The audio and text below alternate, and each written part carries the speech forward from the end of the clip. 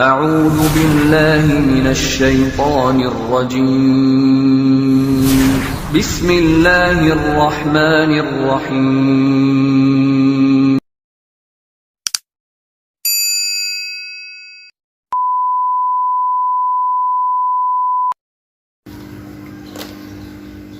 أعوذ بالله من الشيطان الرجيم بسم الله الرحمن الرحيم السلام عليكم ورحمة الله وبركاته بسم الله الحمد لله جل وعلا نحمده ونستعينه ونستغفره ونعوذ بالله من شرور أنفسنا ومن سيئات أعمالنا من يهد الله فلا مضل له ومن يضلل فلا هادي له قال ربي اشرح لي صدري ويسر لي أمري واحلل عقدة من لساني يفقهوا قولي ربي زدني علما وارزقني فهما اللهم فقهنا في الدين وعلمنا التأويل اللهم صل على محمد وعلى alihi wa sahbihi wa sallim ajma'in. Saudara-saudaraku yang dimuliakan Allah, alhamdulillah sore ini kita pantas bersyukur kepada Allah. Kita masih bisa diberi kesempatan, diberi nikmat sehat, nikmat sempat, dan nikmat-nikmat lainnya oleh Allah Subhanahu wa taala. Sore ini kita akan mengkaji satu tema yang cukup menarik belakangan ini, terutama dalam panggung Piala Dunia di Qatar. Ada satu fenomena menarik di situ. Apa itu? Naiknya nama baik Islam, citra Islam, image Islam di mata dunia.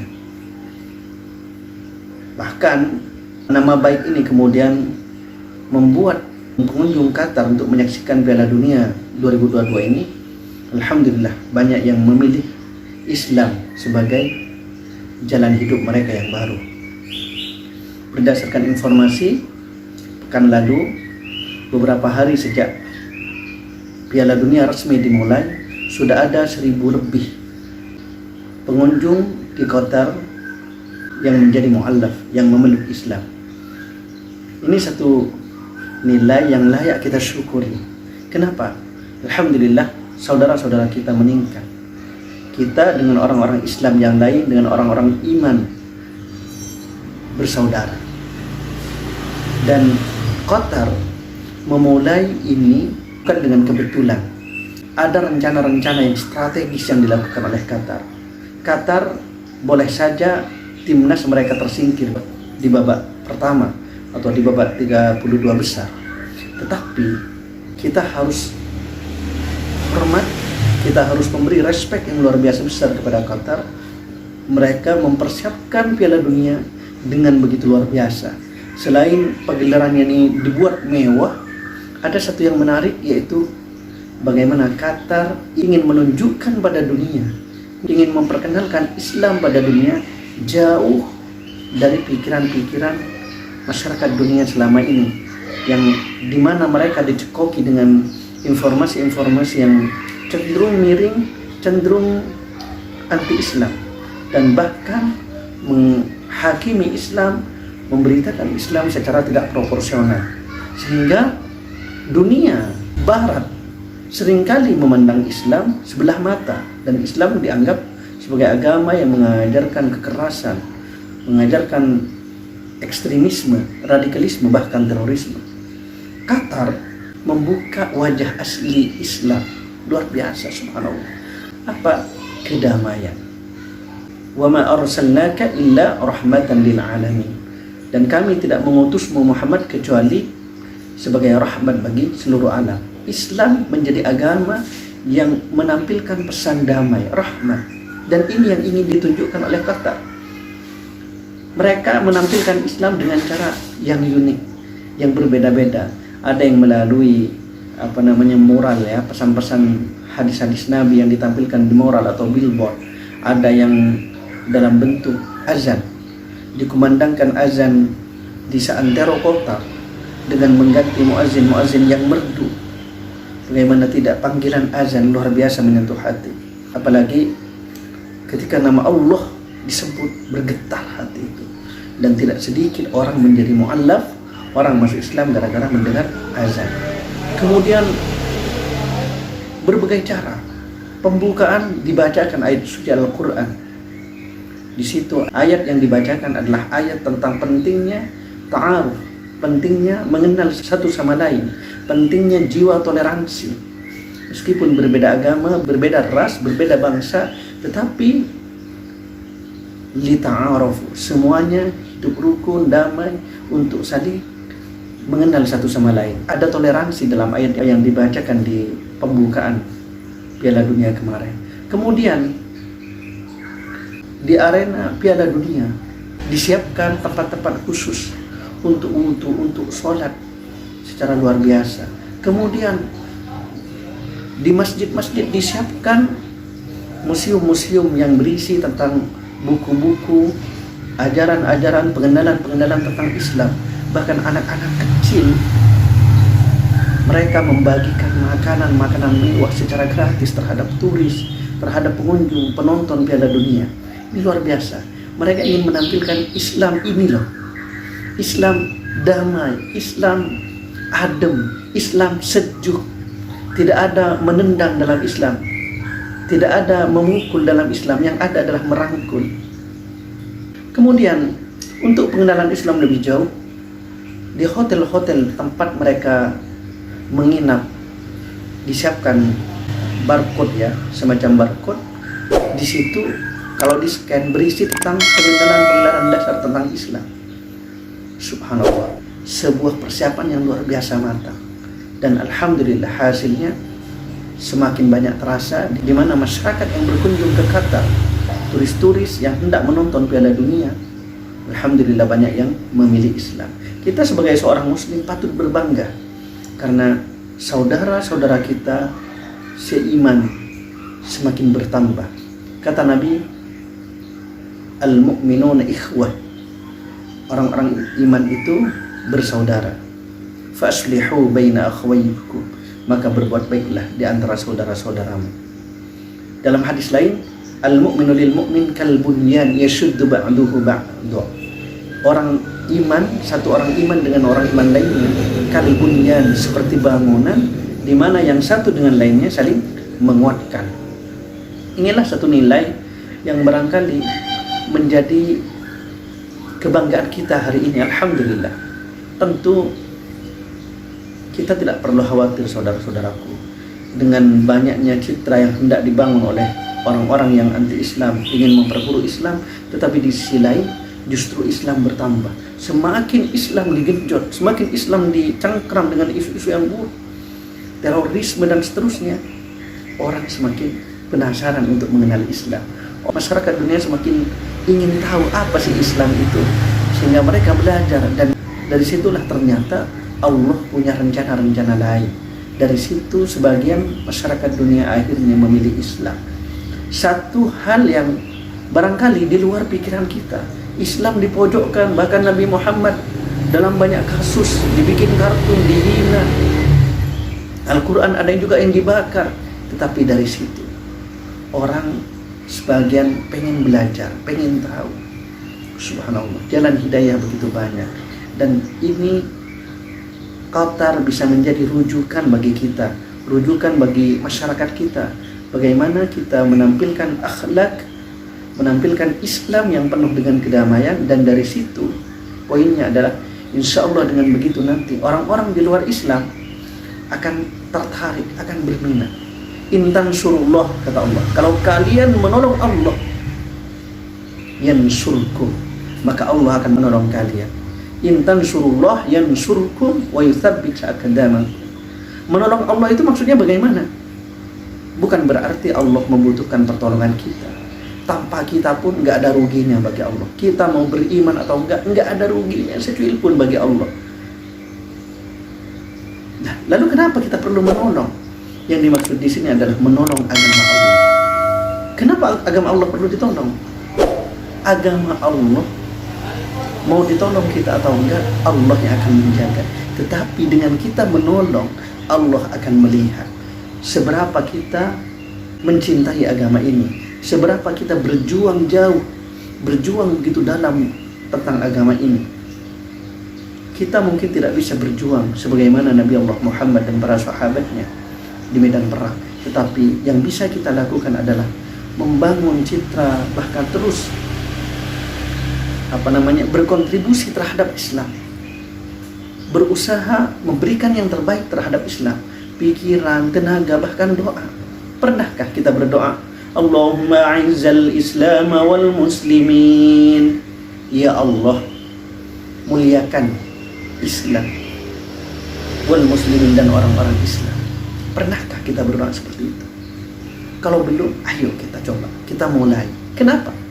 Bagian dari cara kita peduli, care, punya kontribusi terhadap Islam adalah setidaknya kita pernah mendoakan Islam. Sama dengan satu pertanyaan, Pak Ustadz, kenapa orang-orang di Palestina kok kalah? Orang Islam, bahkan dari mereka ada yang banyak hafal Quran, tapi kenapa mereka kok nggak ditolong oleh Allah? Kenapa kok nggak dibikin menang melawan orang-orang Yahudi itu? Jawabannya adalah dalam surah Al-Mulk ayat 2. Alladzi khalaqal mauta wal hayata liyabluwakum ayyukum ahsanu amala. Allah menciptakan mati dan hidup liyabluwakum, untuk mengujimu. Ayyukum ahsanu amala, di manakah di antara kalian yang paling baik amalnya? Allah ingin melihat siapa dari kita yang peduli, siapa yang dari kita yang punya kepedulian, yang punya jiwa untuk menolong saudara-saudara kita. Bukan Allah gak bisa, tapi Allah memberi kesempatan bagi kita. Siapa yang di antara kita yang berkontribusi jauh lebih besar untuk menolong saudara-saudara kita? Makanya Nabi pernah mendoakan orang-orang yang zalim, orang-orang yang membunuh para sahabat penghafal Quran yang diutus oleh Nabi. Nabi kemudian kecewa dan mendoakan mereka agar dilaknat oleh Allah. Kenapa? Karena Nabi melihat orang-orang yang menghafal Quran dibunuh secara sporadis, mereka dibantai. Nabi tidak terima. Oleh karenanya Nabi melakukan kunut nazilah, kunut yang dilakukan karena turunnya musibah. Oleh karena saudara-saudaraku yang dimuliakan Allah, ini kesempatan bagi kita. Kita doakan agar kita semakin banyak saudara-saudara kita yang memilih Islam sebagai jalan hidup. Kita harus bangga. Makanya ada satu doa yang barangkali bisa kita amalkan. Ini doa karena saking besarnya pahala jika kita mampu membuat orang yang belum berislam memilih Islam, dan kita menjadi penyebab. Bukan kita yang menjadikan mereka Islam, tidak. Kita bisa menjadi wasilah di situ, menjadi mediator yang membuat Islam seseorang, bukanlah kita. Bahkan tak ada seorang pun yang bisa mengubah hati manusia kecuali Allah Subhanahu wa ta'ala. Nabi Muhammad pernah menginginkan pamannya Abu Thalib memeluk Islam, tetapi Allah tidak memberikan hidayah kepada Abu Thalib sampai beliau wafat. Kenapa? Karena hidayah orang menjadi Islam atau enggak bukan tergantung manusia. Tidak ada dalam kekuasaan manusia, termasuk bahkan kekuasaan Rasulullah SAW. Tapi itu murni dalam kendali dan kekuasaan Allah. Sehingga ketika kita berikhtiar untuk mengislamkan 1 orang, 2 orang, 3 orang, 10 orang, 50 orang, 100 orang, dan seterusnya, kita harus yakin yang kita lakukan untuk Allah, kita harus ikhlas yang kita lakukan untuk Allah, sementara yang mengislamkan mereka adalah Allah. Kita hanya menjadi perantara-perantara saja. Sampaikan. Ada satu doa yang diajarkan oleh Nabi, yaitu Allahumma hdina wahdi bina waj'alna sababan liman ihtada. Ya Allah, doa ini sering-sering dibaca. Barangkali dengan doa ini kita bisa menjadi sebab orang lain masuk Islam gara-gara kita. Allahumma hdina, ya Allah berilah kami petunjuk. Wahdi bina, berilah petunjuk dengan sebab kami. Waj'alna sababan, dan jadikan kami sebab bagi orang yang mendapatkan petunjuk. Ini doa luar biasa. Sehingga dijelaskan dalam satu hadis juga bahwa orang yang berhasil menjadi perantara orang lain masuk Islam lebih besar dari bersedekah unta merah, kata Nabi, unta yang terbaik. Ini dari saking besarnya pahala orang-orang yang berhasil mengislamkan saudara-saudara kita yang masih belum mendapatkan hidayah. Kita terus berusaha, kita terus memaksimalkan, kita terus usahakan untuk menjadi sebab. Dan alhamdulillah Qatar memulai ini. Insya Allah masa depan Islam sangat cerah. Hari ini di berbagai belahan dunia Islam terus menggeliat naik. Di Inggris bahkan pertumbuhannya luar biasa besar dalam 10 tahun terakhir. Bahkan disebutkan dari rentang waktu 2011 sampai 2021 berdasarkan kantor statistik nasional Inggris, disebutkan bahwa jumlah umat Islam berkembang begitu pesat, yakni ada peningkatan sekitar 1,2 juta orang dalam 10 tahun terakhir ini. Ini peningkatan yang luar biasa pesat. Belum lagi di negara-negara lain. Islam disinyalir dalam beberapa lembaga riset pada 2045 atau sampai 2050 jumlah populasi umat Islam akan mendekati umat Kristen dan atau Nasrani. Setelah tahun 50 diprediksi akan menyamai dan bahkan bisa menyalip jumlah umat Kristen di seluruh dunia yang saat ini masih menjadi agama mayoritas di seluruh dunia. Oleh karena saudara-saudaraku yang dimuliakan Allah, kita senantiasa berdoa, Allahumma a'izzal Islam wal muslimin, ya Allah tinggikan Islam dan orang-orang Islam, menangkan Islam dan orang-orang Islam yang berada di dalamnya. Ini barangkali salah satu bentuk kepedulian kita, bentuk kontribusi kita, bentuk sumbangsi kita terhadap Islam. Jangan sampai kita menjadi seorang muslim tapi tak pernah punya sumbangsi terhadap Islam itu sendiri. Barangkali ini kajian kita pada sore ini semoga bermanfaat. Wallahu a'lam bishawab. Kita tutup dengan doa kafaratul majlis.